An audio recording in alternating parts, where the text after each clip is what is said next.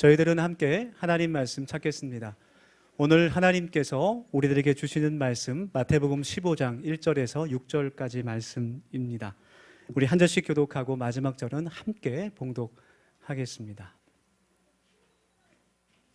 제가 먼저 1절 말씀 읽겠습니다. 그때 바리새인과 서기관들이 예루살렘부터 예수께 나와 이르되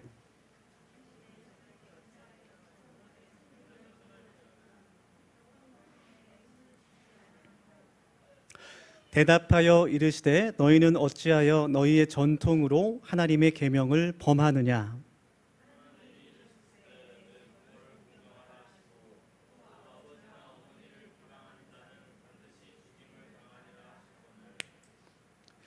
너희는 이르되 누구든지 아버지에게나 어머니에게 말하기를 내가 드려 유익하게 할 것이 하나님께 드림이 되었다고 하기만 하면 같이 그 부모를 공경할 것이 없다 하여 너희의 전통으로 하나님의 말씀을 폐하는도다. 아멘. 네, 오늘도 함께 옆에 계신 분들 우리 같이 인사하면서 마음을 열길 원하는데요. 오늘 어버이 주일이어서 우리 이렇게 축복하겠습니다. 옆에 계신 분들 바라보시면서 늘 건강하고 행복하세요 이렇게 인사하겠습니다. 네. 늘 건강하고 행복하시기 바랍니다. 네, 저도 인사했습니다. 이렇게 인사하니까 참 좋습니다. 우리 함께 하나님 말씀을 들으면서 우리의 몸과 영혼이 강건하여지고 또 우리 모두가 행복하게 살아가는 그런 하나님의 복이 우리에게 임할 수 있기를 소망합니다. 오늘은 함께 성경 말씀에서 나타난 효에 대해서 함께 말씀을 좀 나누기를 원하는데요. 유교에서도 우리 민족의 또 기저에 깔려있는 근본에 깔려있는 그 유교 사상에서도 효를 굉장히 강조하죠. 효의 덕목을 강조합니다. 그래서 오래된 옛날 민화나 또 설화 이런 것들을 보면 효에 관련된 그런 이야기들이 참 많습니다. 네, 심청전도 그렇고요. 또 자녀들이 희생해서 부모님의 병을 또 치료하는 그런 살리는 목숨을 살리는 그런 아름다운 이야기들이 많이 있습니다.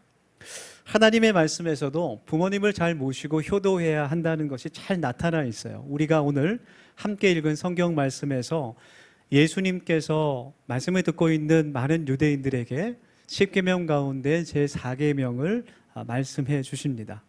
내 부모를 공경하라 라는 것을 말씀해 주시고 덧붙여서 아버지나 어머니를 비방하는 자, 저주하는 사람, 또 악하게 말하는 사람, 그 사람은 반드시 죽임을 당할 것이다. 그렇게 말씀해 주십니다. 이렇게 예수님께서 하나님의 십계명을 또 효에 대한 말씀을 가르쳐 주셨음에도 불구하고 어떤 사람들은 혹자들은 예수님을 불효자로 생각하는 사람들이 간혹 있는 것 같아요. 예를 들어서 마가복음 3장의 말씀을 보면 예수님께서 회당에서 유대인들에게 말씀을 가르치실 때 너무나 많은 사람들이 몰려들어서 더 이상 그 회당 안에 사람들이 들어갈 수 없을 그런 상황에 처했습니다. 그런데 예수님의 어머니와 예수님의 형제들이 예수님을 찾으러 왔어요. 예수님이 걱정돼서 예수님을 찾으러 왔을 때 그 마가복음 3장에서 예수님께서 어떤 말씀을 하시냐면 그 말씀을 듣고 있는 유대인들에게 내 어머니, 내 형제가 누구냐 그렇게 말씀하십니다. 밖에 지금 어머니 마리아와 형제들이 찾으러 왔다는 소식을 들으시고 그 회당 안에서 말씀을 듣고 있는 그 유대인들에게 과연 우리의 형제, 우리의 어머니가 누구냐? 하나님의 말씀을 듣고 행하는 사람이 우리의 형제요, 우리의 어머니가 아니냐 그런 말씀을 해주세요. 어떻게 생각하면 예수님께서 참 괘씸하다, 불효자다 그런 생각이 들죠. 밖에 지금 걱정되어서 어머니와 형제들이 찾으러 왔음에도 가족을 전혀 배려하지 않는 그런 분으로 보입니다. 걱정이 되어서 찾아온 어머니 형제들을 무시하고 오히려 지금 나와 함께 있는 사람들을 내 가족이라고 말하고 있는 것 같습니다. 그런데 사실 예수님은 부모님을 공경하지 않고 불효하신 것이 아니에요. 성경은요, 하나님의 말씀은 그 말씀을 어떻게 해석하는지가 굉장히 중요합니다. 그래서 우리가 목회자들이 신학을 공부하는 것이죠. 그 말씀이 그 예수님께서 하신 그 말씀들이 그 상황 가운데서 정확히 어떠한 의미를 가지고 있는지, 그것이 또 오늘날 우리에게 어떤 메시지를 주고 있는지를 정확하게 잘 해석을 해야 되는 것이죠. 이단과 사이비 가운데 이 말씀을 그 마가복음 3중에 있는 그 사건을 이제 가르치면서 실제로 그렇게 가르치는 그런 단체들이 있어요. 예수님께서 이처럼 어머니와 형제도 다 포기했듯이 우리들도 주님을 위해서 가족들을 다 버릴 수 있어야 된다. 실제로 그렇게 가르칩니다. 그렇게 잘못 가르치는 사이비들이 실제로 있습니다. 그런데 그 말씀이 아니에요. 이 마가복음 3장의 말씀은 예수님께서 살아계신 하나님의 아들로서 모든 사람을 구원하실 그리스도 메시아로서 지금 성전에서 하나님 나라를 가르치시는 그 구원의 메시지를 전하는 상황 가운데서 말씀하신 거예요. 그래서 예수님께서 지금 하나님의 뜻을 행하고 순종하는 사람이 내 형제요 내 가족이다라고 말씀하시는 그 말씀의 의미는 누구든지 하나님의 말씀에 귀를 기울이고 그 말씀의 마음을 여는 사람만이 하나님 나라에 속한 사람이다, 예수님께 속한 사람이다라는 것을 가르치시는 그 말씀이에요. 가족 혹은 유대인이라는 그 민족이 하나님의 구원을 보장하는 것이 결코 아니라는 것을 주님께서 가르쳐 주시는 겁니다. 오직 유대인이든지 이방인이든지 하나님의 말씀을 듣고 그 말씀에 순종하는 사람, 예수 그리스도를 하나님의 아들로 영접하고 믿는 사람만이 하나님의 자녀가 된다는 것, 그것이 예수님께서 회당에서 말씀하신 그 메시지의 의미인 거예요.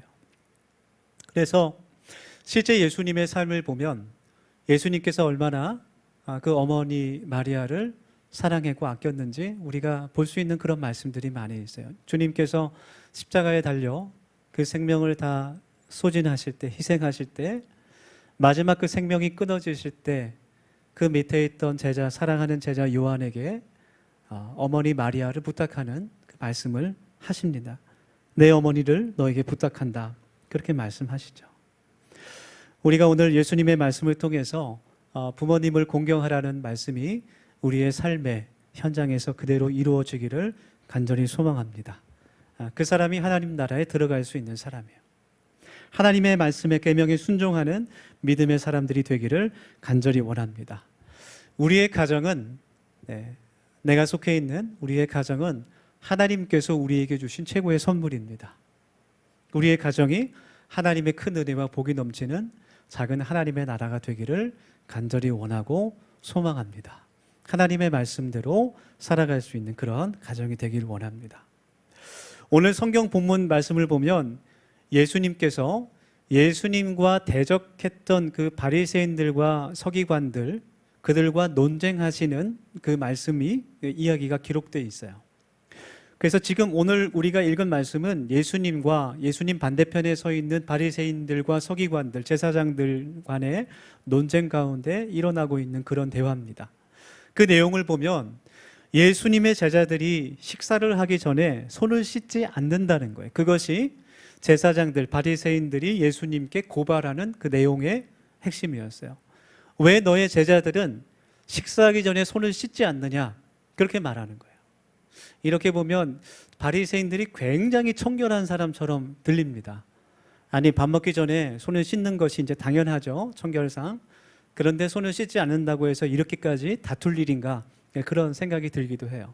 그래서 배경 지식이 필요합니다.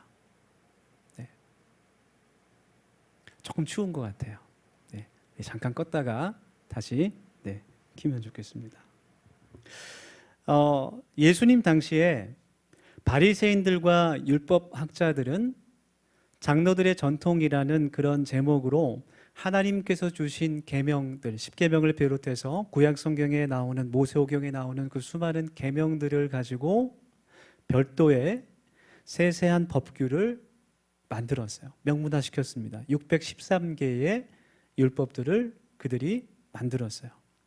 그 613개의 계명 가운데 긍정적인 것들, 무엇을 해야 한다라는 그 계명은 248개이고, 또 부정적인 것들, 이것을 금해야 한다라는 계명이 365개였습니다. 그 당시에 사람들이 우리 몸에 있는 모든 뼈와 마디마디가 248개였다고 생각했다고 그래요. 그래서 긍정적인 248개의 계명과 또 365개는 1년 365일을 의미하죠.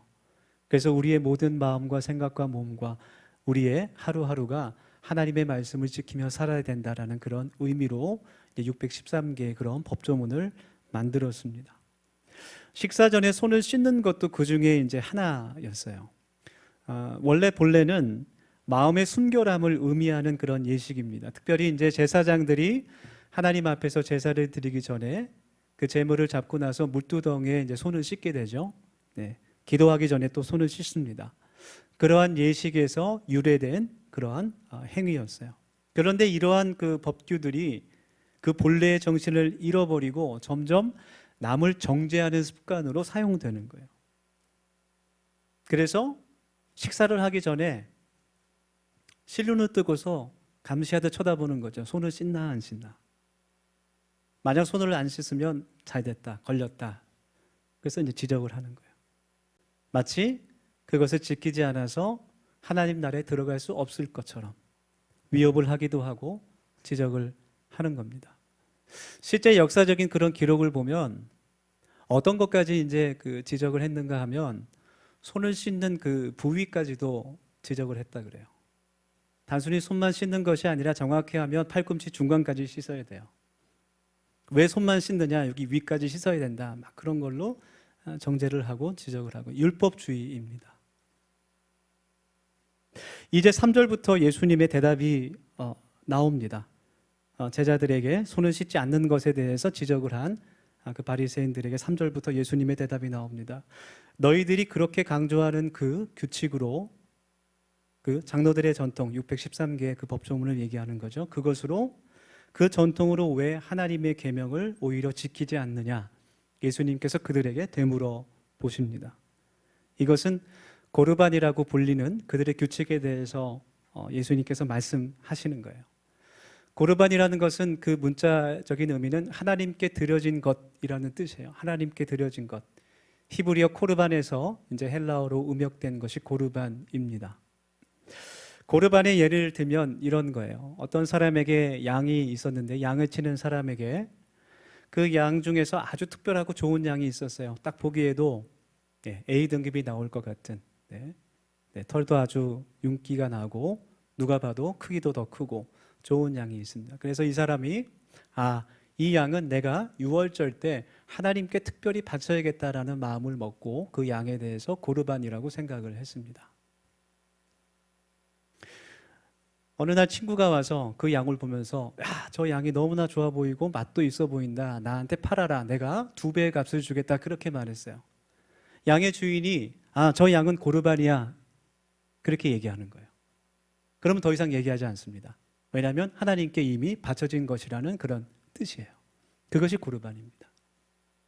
그런데 예수님 당시에 이 고르반이라는 좋은 전통이 어떻게 악용되었냐면, 고르반 때문에 마땅히 부모를 공경하고 부양해야 할 의무를 저버리는 그런 유대인들이 많았다는 거예요. 예를 들어 부모님이 너무나 어렵고 힘든 생활을 하시는 가운데 자녀에게 경제적으로 도움을 달라고 요청했어요. 그런데 그 자녀가 어머니, 아버지, 지금 제가 갖고 있는 저 재산은, 저 물건은, 저 양은 고르반입니다. 하나님께 드리는 것이기 때문에 지금 저는 여유가 하나도 없습니다. 부모님을 도와드릴 수 없습니다. 그렇게 얘기하는 거예요. 심지어는 부모님이 정말 너무나 어려운 상황 가운데 병들고 죽어가고 있는 상황 가운데서도 지금 저에게는 하나님께 바친 것 외에는 아무것도 없습니다 하면서 부모님을 부양할 책임을 져버리는 거예요. 그리고 나중에 부모님이 돌아가시고 나서 고르반을 취소해 버립니다. 그런 일들이 많았어요. 처음부터 마음이 없었던 거죠. 예수님께서 오늘 성경에서 유대인들에게 하나님께 구별하여 드린다는 그 마음이 없이 자신의 욕심을 채우기 위해서 고르반이라는 전통을 이용하는 것을 지금 지적하고 계시는 거예요. 너희들은 지금 제자들에게 손을 씻지 않는다는 그 율법주의의 잣대로 평가하고 있지만 너희 유대인들의 삶은 어떠냐? 고르반이라고 하면서 부모를 전혀 공경하지 않는 너희들의 전통이 하나님의 계명을 어기는 것이 되고 있지 않느냐. 그것을 예수님께서 말씀하시는 것입니다. 예수님께서 오늘 본문 말씀을 통해서 말씀을 듣고 있는 유대인들에게 또 우리들에게 원하시는 것은 진실한 마음이에요. 가식적인 믿음, 가식적인 마음이 아니라 진실한 마음으로 하나님의 말씀을 지켜 행하는 삶을 우리에게 원하십니다. 특별히 오늘 어버이 주일을 맞이해서 내 부모를 공경하라라는 하나님의 계명을 우리가 순종할 수 있기를 간절히 소망합니다. 아멘. 네. 우리는 사실 결론에 나오는 말씀인데 우리는 사실 아무리 잘한다고 해도 부모님의 은혜를 다 갚을 수 없습니다. 우리가 하나님의 은혜를 다 갚을 수 없는 것처럼 우리가 아무리 잘하고 열심히 한다고 해도 부모님의 은혜를 다 갚을 수는 없습니다. 우리가 어떻게 구체적으로 내 부모를 공경하라라는 이 하나님의 계명을 지킬 수 있을까? 나에게 복이 되는 이 계명을 지킬 수 있을까? 어떻게 효도할 수 있을까? 효도에 정답이 없죠. 우리 이따 효 전시회 사진 이제 보면 아시겠지만, 네, 그 구체적인 행동은 정답이 없는 것 같아요. 다만 우리들의 마음 가운데 진실된 마음에서 정말 부모님을 공경하는 그런 마음, 부모님을 사랑하는 마음이 있다면 우리의 모든 말과 행동과 그런 모든 것들이 효도가 될 수 있는 것이죠. 그런데 오늘 예수님께서 말씀을 통해서 우리들에게 가르쳐 주시는 효도가 있는데요. 첫 번째는 부모님의 말씀에 순종하는 겁니다. 순종이라는 것은 그 어떤 선물보다 그 어떤 마음보다 강력한 그런 효과가 있는 것 같아요. 강력한 선물입니다. 전에 어떤 교회에 한 권사님이 계셨어요. 두 아들이 있었는데 둘째 아들이 그 권사님에게는 아픈 손가락이었습니다. 첫째 아들하고 너무 비교가 되는 거예요. 모든 것이 다 비교가 되는. 첫째 아들은 외모도 뛰어나고 학력도 뛰어나고 좋은 회사에 다니고 연봉도 크고 아파트 평수도 훨씬 큽니다.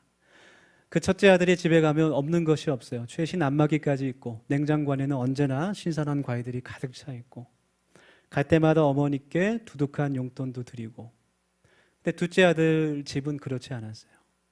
그런데 그 권사님이 항상 둘째 아들 집에만 가시는 거예요. 둘째 아들 집 가면 좁기도 하고 또 아이들도 손주들도 많아서 힘드실 만도 한데 항상 그 집에 갑니다. 그 이유는 둘째 아들의 집에 가면 마음이 편하다는 거예요. 아무리 좋은 집에 가도 대궐에 가도 내 마음이 불편하면 가기가 이제 싫어지는 거죠. 둘째 아들은 또 며느리가 잘하는 것이 뭐냐면 그 권사님이 하고 싶은 대로 내버려 둔다는 거예요. 가서 설거지를 하고 싶으면 도와드리고 싶으면 그냥 냅두고 못하게 하는 것이 아니라 가서 빨래를 하거나 청소를 도와주고 싶으시면 그대로 하게 놔두시고 또 손주들과 놀아주시고 싶으면 또 그대로 하시게 하고 권사님이 맛있는 음식을 사오거나 또 맛있는 음식을 해주시면 온 가족이 같이 즐겁게 먹기도 하고 오히려 권사님이 용돈을 주시면 감사하게 받고 그렇게 편하게 할 수 있었다라는 거예요.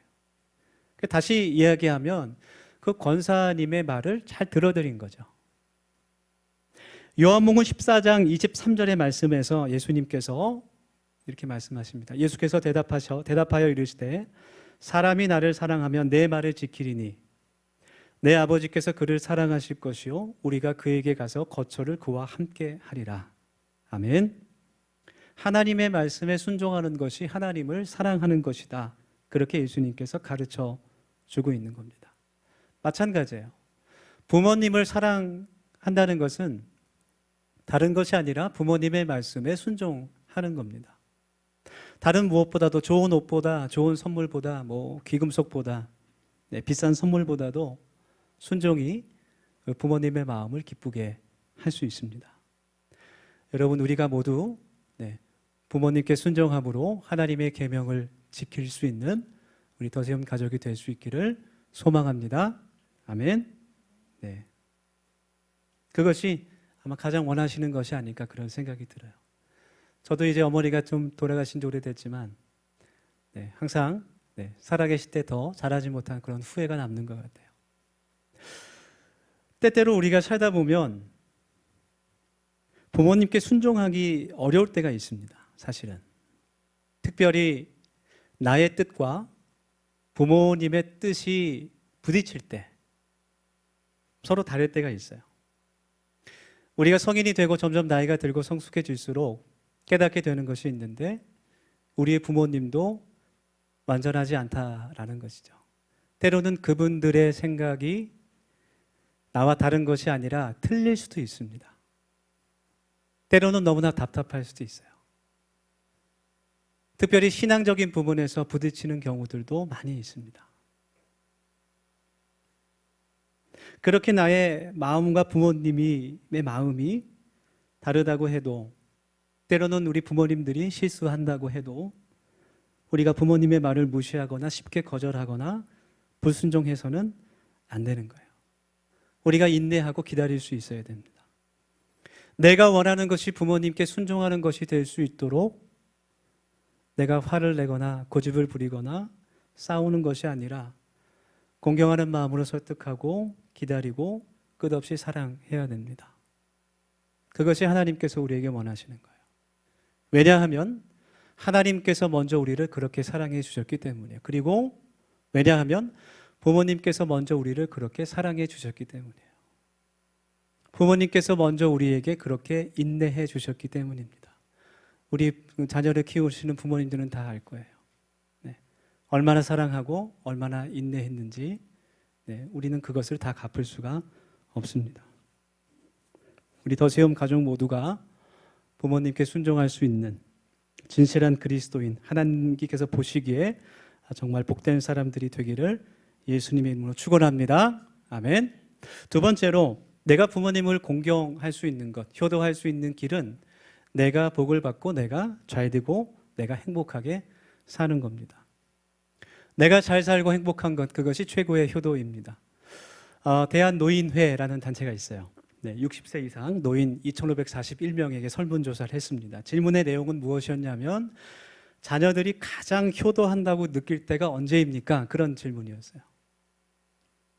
5위부터 발표하겠습니다. 5위는요, 자녀가 선물을 할 때 4.1%, 4위 자녀가 용돈을 줄 때 12.5%, 15.2%, 3위는요, 자기 몸처럼 나를 자기 몸처럼 보살피고 챙겨줄 때 17.8%,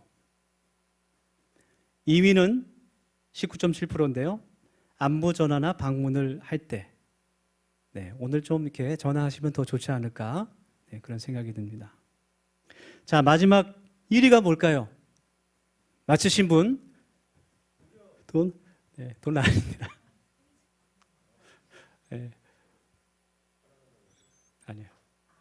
자녀가 부모 걱정을 끼치지 않고 잘 살아갈 때 43.2%.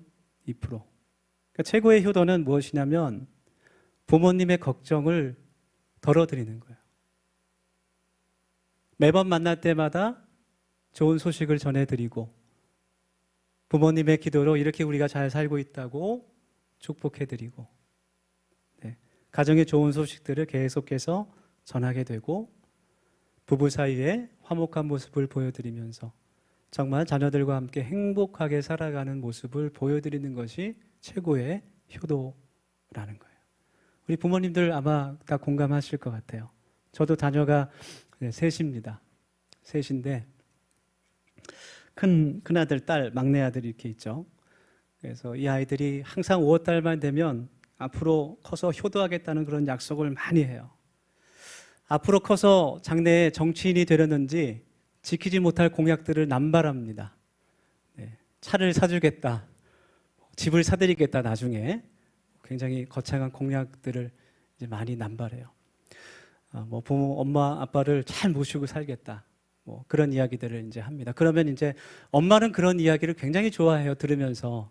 근데 저는 뭐 그렇게 좋아하지는 않습니다. 그래서 제가 그런 이야기를 들을 때마다 꼭 하는 말이 있어요. 뭐라고 하냐면, 네, 너희들이나 잘 살아라. 엄마는 아빠가 잘 챙길 테니 걱정하지 말고 너희들 행복하게 잘 살면 된다. 진심으로 그렇게 얘기해 줍니다. 자녀들이 잘 되고 행복하게 살기를 원하는 마음이 바로 모든 부모들의 마음일 겁니다. 그리고 그 마음이 바로 하나님 아버지의 마음인 줄 믿습니다. 그것을 우리가 깨달아 알길 원합니다. 하나님께서 우리들을 자녀라고 부르세요. 그리고 예수 그리스도를 믿는 믿음을 통해서 우리가 하나님의 아들, 하나님의 딸이 되는 권세를 받았습니다. 하나님께서 우리와 우리의 모든 자녀들에게 사랑하는 내 아들아, 사랑하는 내 딸아 그렇게 부르시며 우리를 아무런 조건 없이 사랑해 주십니다. 그리고 우리가 영원한 생명을 얻게 하여 주시고 또 우리가 이 땅에서도 풍성한 복을 받으며 살기를 누구보다도 원하십니다. 그래서 우리가 하나님의 말씀을 지키면서 이 땅에서 행복하게 살아가는 것, 행복한 가정을 세워가고 또 자녀들을 말씀으로 양육하면서 그리스도의 사람으로 또 그리스도의 가정으로 성령께서 주인 되시는 가정으로 복된 가정으로 살아가는 것이 바로 하나님께 순종하는 길이고 또 부모님께 효도하는 그런 길인 줄 믿습니다. 오늘 주님께서 마태복음 말씀을 통해서 우리가 진실되게 하나님의 말씀을 순종하기를 원하십니다. 그것은 내 부모를 공경하라라는 10계명의 말씀이었습니다. 우리가 5월 달에만 또 어버이 주일에만 효도하는 것이 아니라 365일 같은 마음으로 우리 부모님을 더욱더 사랑할 수 있는 우리 더세움 모든 가족 공동체가 되기를 소망합니다. 아멘. 오늘 하나님 주신 말씀 우리가 마음속에 기억하며 또 깊이 새기면서 이 시간 함께 1, 2분간 결단으로 함께 기도하겠습니다. 첫 번째로 함께 기도할 때 하나님의 말씀에 순종하는 교회가 되게 하여 주시옵소서. 우리 또 두 번째로 기도합시다. 부모님을 공경하라는 말씀을 지키되 하나님께서 기뻐하시는 교회가 되게 하시고 또 하나님 우리의 모든 가정이 교회가 될 수 있도록 하나님 도와주시옵소서. 세 번째로 같이 기도합시다. 우리의 가정에 늘 복된 소식이 서로 오갈 수 있기를 원합니다. 주님 복의 복을 허락하여 주시고 우리의 가정이 우리의 자녀들이 하나님의 축복의 통로 되게 하여 주옵소서. 우리 같이 1분 정도 결단하며 하나님 앞에 함께 기도하겠습니다. 거룩하신 하나님, 우리 주님 말씀 붙잡고 같이 기도하며 나아갑니다. 하나님, 예수님께서 우리들에게 명령하신 그 10계명 가운데 내 부모를 공경하라는 말씀을 저희들의 마음에 깊이 새길 수 있기를 원합니다.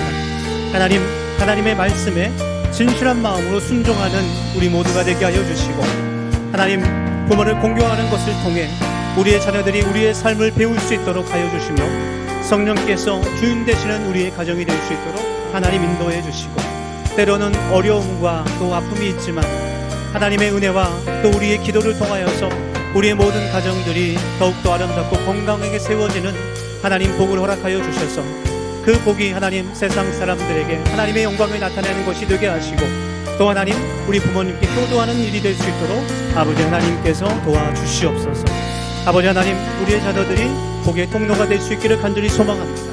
하나님 우리 가정을 통해서 하나님의 영광이 나타나게 도와주시고 믿지 않는 사람들에게 하나님의 복을 보여줄 수 있는 전할 수 있는 우리의 모든 가정 될 수 있도록 하나님께서 도와주시옵소서. 그런 기대와 소망으로 살아갈 수 있도록 아버지 하나님 인도하여 주시를 간절히 원합니다. 주님께 감사하며 이 시간 기도합니다. 하나님 영광 받아 주시옵소서. 기도합니다. 아멘. 하나님 우리 더세움의 모든 가정이 범사의 복을 받고 성령님께서 주인 되시는 거룩한 가정이 되기를 소망합니다. 예수님 이름으로 기도드립니다. 아멘.